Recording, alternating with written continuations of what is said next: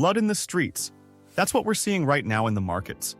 The S&P 500 has plummeted nearly 35% in just 45 days, wiping out trillions in market value and sending investor sentiment to extreme lows. But here's what most investors are missing. This crash isn't just destroying wealth, it's creating the opportunity of a lifetime for those who know where to look. The greatest fortunes in investing history weren't made during bull markets. They were built in moments exactly like this. David Tepper turned $6 billion into $13 billion in just 1 year by buying bank stocks when everyone thought they were dead. Warren Buffett poured $5 billion into Goldman Sachs during 2008 when most thought Wall Street was finished. John Paulson made billions betting against the housing market. Today, I'm going to show you exactly how to identify the stocks that could deliver 5x, 10x, or even greater returns as the recovery unfolds. But you need to act before the opportunity disappears. Your time is valuable, so let's get right into it. I'm not here to waste your time, so here's everything I'll cover in this video. The exact psychology that creates massive mispricing during market crashes. The 5-step Tepper Method for identifying deeply undervalued stocks. 3 specific sectors showing extreme dislocation right now. Key financial metrics that reveal whether a beaten-down stock is a value trap or potential multi-bagger. And of course, how to execute this strategy even if you're sitting on losses right now. Market crash psychology. Before we dive into the specific method for finding these opportunities, we need to understand why they exist in the first place. What's happening right now isn't just a financial event, it's a psychological one. In March 2009, during the depths of the financial crisis, the stocks of major financial institutions like Bank of America were trading at $3 a share. People genuinely believed these companies might go to zero. That fear wasn't irrational given the collapse of Lehman Brothers just months earlier. But David Tepper saw something different. He realized that either the financial system would recover or the entire economy would collapse. And if the economy collapsed, nothing would matter anyway. Tepper famously said about the bank stocks in 2009, "It was a no-brainer. Either the system survives, and these stocks were incredibly cheap, or the system collapses and it doesn't matter what you own." This insight made Tepper's fund over $7 billion in profits in 2009 alone. What Tepper understood, and what most investors miss during crashes, is that markets don't price assets rationally during extreme fear. They price them as if current conditions will last forever. Right now, we're seeing the same psychological pattern. Rising interest rates, persistent inflation, and other economic factors have triggered a massive sell-off. The tech sector has been absolutely crushed, with the Nasdaq dropping over 40% since its peak. But this extreme fear creates the opportunity. When I analyzed past market crashes from 1929 to 2020, I found a consistent pattern. The sectors that fall the hardest often bounce back the strongest, delivering returns of 200%, 300%, or even 1,000% in the years following the bottom. But finding these opportunities requires a methodical approach, not just blindly buying beaten-down stocks. Based on David Tepper's approach during the 2008-2009 crisis and other successful crisis investors like Buffett, Icahn, and Paulson, I've developed a 5-step framework for identifying these opportunities.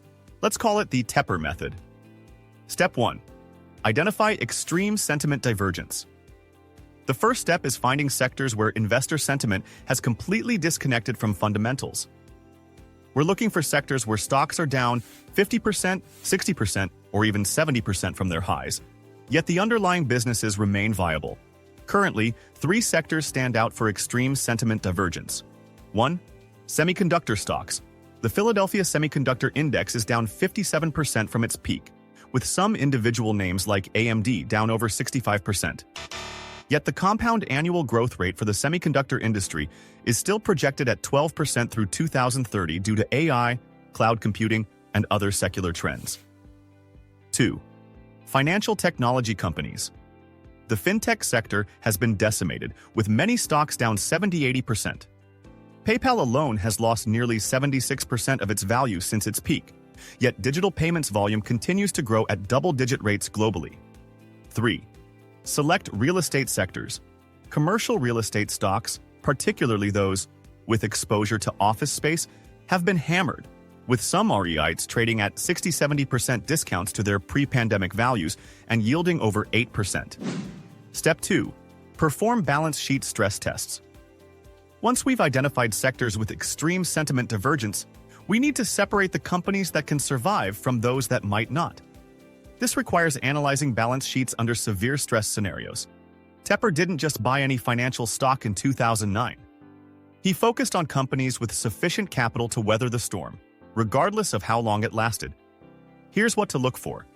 Debt-to-equity ratio. Look for companies with DE ratios below industry averages. Current ratio. A current ratio above 1.5 indicates good short-term liquidity. Interest coverage ratio. Companies that can cover interest payments at least 3-5 times over are more likely to survive. Cash burn rate. Calculate how long a company can survive at current burn rates without additional financing.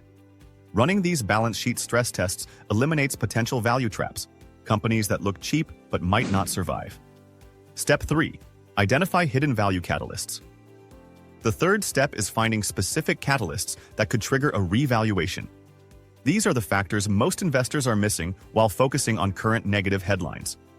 For example, in semiconductor companies, look at new product roadmaps and design wins, long-term supply agreements, strategic partnerships with cloud providers, key roles in AI infrastructure development. For financial technology companies, consider user growth even amid revenue challenges, expansion into new verticals, regulatory tailwinds, cost-cutting initiatives with quantifiable impacts. For real estate, examine lease renewal rates and duration, occupancy trends, development pipeline, asset quality relative to market. These catalysts are what create the asymmetric upside when sentiment eventually shifts. Step 4. Calculate the asymmetric payoff.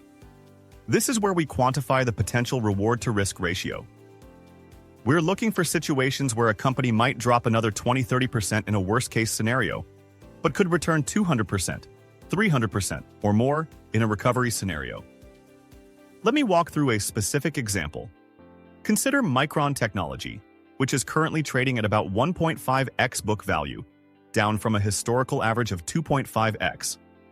If we assume a worst-case scenario where it drops to 1x book value, that's a 33% downside risk. But if memory chip demand recovers and it returns to the historical average of 2.5x book value, that's a 66% upside. And if it hits the previous peak of 3x book value, that's a 100% return. That's a risk-reward ratio of $1, and that's before considering earnings growth over the next cycle. When you factor in projected earnings growth of 15% annually over the next 5 years, the potential upside increases dramatically. Step 5. Position sizing and entry strategy. The final step is determining how to enter these positions. During market crashes, timing the exact bottom is impossible, so the strategy should focus on gradual accumulation. Tepper didn't deploy all his capital at once. He built positions over time as conditions evolved. Here's a practical approach. Allocate a fixed percentage of your portfolio to this deep value strategy, no more than 20-30%. Divide your allocation into at least 3-5 tranches. Deploy the first tranche when a stock hits your initial valuation target. Use subsequent tranches as the situation develops, either averaging down if the stock falls further or adding as catalysts materialize. This methodical approach means you won't catch the exact bottom, but you'll build a position at prices that could deliver extraordinary returns when the recovery occurs. When looking at potential deep value opportunities, we need to understand the competitive dynamics that will shape the recovery. Companies don't exist in isolation. They compete in ecosystems. Take the semiconductor sector as an example. Companies like Taiwan Semiconductor Manufacturing, which is down significantly from its highs, maintain a critical competitive advantage in advanced chip fabrication that's nearly impossible to replicate quickly. Their position in the semiconductor supply chain makes them essential to AI development, smartphone production, and countless other applications. Similarly, in financial technology, companies with established networks benefit from powerful network effects. PayPal processed over $1.5 trillion in payment volume in 2023 despite competitive challenges. These network effects provide a moat that helps well-positioned companies recover faster when sentiment shifts. When comparing potential investments within a beaten-down sector, focus on 1. Market share stability during decline. Companies maintaining or growing market share during downturns typically emerge stronger. 2. Pricing power. The ability to raise prices even in challenging environments indicates competitive strength. 3. Customer retention metrics. Low churn rates suggest sustainable advantages. 4. R&D investment relative to peers. Companies maintaining innovation through downturns often leapfrog competitors in recoveries. 5. Industry consolidation potential. In some cases, stronger players can acquire weakened competitors at bargain prices. While many companies in these distressed sectors are struggling, the strongest will not only survive but thrive as conditions normalize. Our job is to identify them before the market recognizes their strength. Now, let's put this all together and look at the specific opportunity we face today. Based on my analysis of previous market crashes, stocks that meet the criteria we've discussed have historically delivered extraordinary returns in the 3-5 years following major market bottoms. After the 2008-2009 crisis, companies that met similar criteria delivered the following returns from their lows to subsequent peaks. American Express, 926%, 2009-2021. Fifth, Third Bancorp, Bucks 856%, 2009-2021. Micron Technology, 1,560%, 2009-2018. Applied Materials, 1,020%, 2009-2021. The current market environment is creating similar opportunities. For instance, in the semiconductor space, companies like Micron, AMD, and Applied Materials have all seen their stocks plummet despite continued strong long-term demand for their products. The short-term pain of inventory corrections and cyclical downturns has obscured the long-term growth story. What makes this opportunity particularly compelling is the asymmetric risk-reward profile. Many of these stocks are already pricing in significant earnings declines. For example, some semiconductor stocks are trading at 10-12x forward earnings compared to historical averages of 15-20x, and those forward estimates already incorporate pessimistic projections. This means much of the downside risk is already reflected in current prices, while the upside potential remains largely unrecognized. When inventory corrections end and demand normalizes, these companies could see both earnings growth and multiple expansion, a powerful combination that drives outsized returns. The same pattern applies to select fintech companies and real estate investments. In real estate particularly, some REITs are trading at 30-40% discounts to net asset value while offering dividend yields of 6-8%.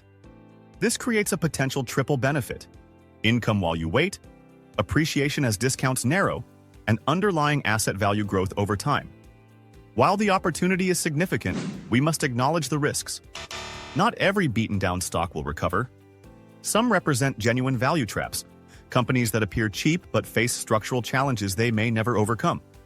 Key risks to consider include: 1. Duration risk. If high interest rates persist longer than expected, recovery timelines could extend significantly. 2. Permanent disruption. Some business models may be permanently impaired. For example, certain commercial real estate properties might never return to pre-pandemic occupancy levels. 3. Liquidity constraints. Even companies with strong long-term prospects can face short-term funding challenges if credit markets remain tight. To mitigate these risks, focus on companies with multiple paths to recovery, management teams with proven crisis experience, and limited near-term debt maturities. Remember, the goal isn't to avoid all risk, it's to ensure the potential reward justifies the risks taken. As Tepper noted, the upside is much bigger than the downside because I can lose 10 or 20% at most, but the upside is hundreds of percent potentially. Market crashes create extraordinary opportunities because fear drives prices far below intrinsic value. By applying the Tepper Method, identifying extreme sentiment divergence, stress testing balance sheets, finding hidden catalysts, calculating asymmetric payoffs, and implementing a disciplined entry strategy, you can position yourself for potential multi-bagger returns as the recovery unfolds. Remember what Warren Buffett famously said: "Be fearful when others are greedy, and be greedy only when others are fearful." Today, fear dominates the market, which means opportunity for those with the courage to act. Market crashes don't destroy wealth for long-term investors. They merely transfer it from the impatient to the patient. Thanks for watching to the end even, though I gave you everything up front. Until next time. This is Harry Bullrun, reminding you that the best investment you can make is in you.